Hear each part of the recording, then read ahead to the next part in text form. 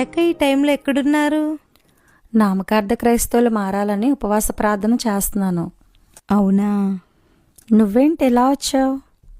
రేపు రాఖీ పండగ కదక్క, అన్నయ్యకి రాఖీ కొందామని షాప్కి వెళ్తున్నాను. నువ్వు రాఖీ పండగ చేస్తావా? చేస్తాను. మన చర్చిలో చాలామంది చేస్తారు, దాంట్లో తప్పేముంది? అసలు రాఖీకి మూలమేంటో తెలుసా నీకు?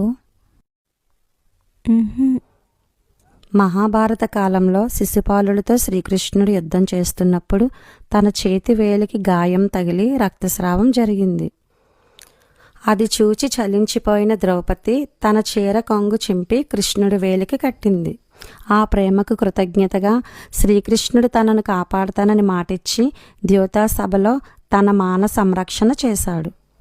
భవిష్య పురాణం ప్రకారం దేవదానవుల యుద్ధంలో ఇంద్రుడు ఓడిపోయే స్థితికి వెళ్ళినప్పుడు తన భార్య సచీదేవి పవిత్ర దారాన్ని ఇంద్రుడి చేతికి కట్టింది.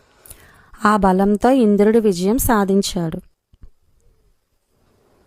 ఈ కథలను నువ్వు నమ్ముతావా? ఇందులో ఉన్నవారిని నువ్వు ఆరాధిస్తావా?